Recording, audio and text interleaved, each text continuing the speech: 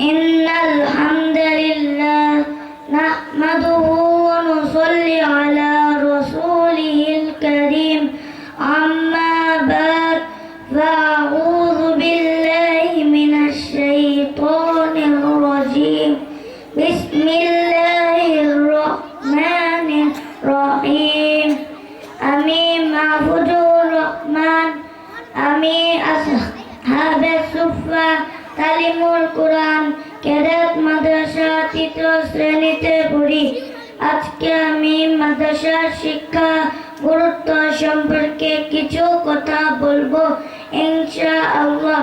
মানব সভ্যতার বয়স যতদিন শিক্ষার বয়স ততদিন, অর্থাৎ আল্লাহ তাআলা পবিত্র কোরআনে ইরশাদ করেন, আমি আদমকে সব কিছুর নাম শিক্ষা দিয়েছি। আর এই শিক্ষার অর্থ হচ্ছে মানুষকে পরিশুদ্ধ করা। শিক্ষা মানুষকে পরিবর্তন করে। যেমন ইংরেজিতে একটি প্রবাদ আছে, education means the change the behaviour of human child. শিক্ষা মানুষকে অবশ্যই পরিবর্তন করবে যদি তা হয় আল্লাহর পরিচয় বহনে।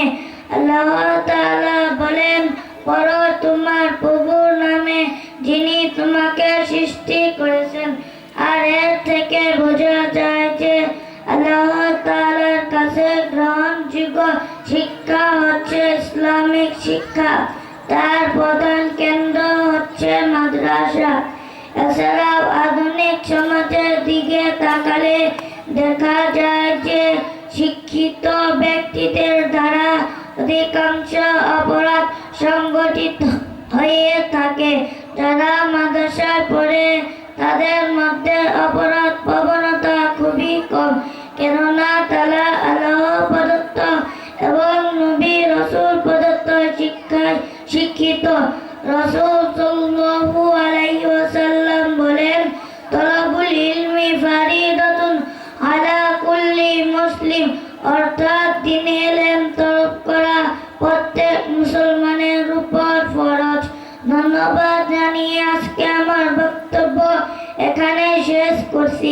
আসসালামু আলাইকুম ওয়া রাহমাতুল্লাহি ওয়া বারাকাতুহু।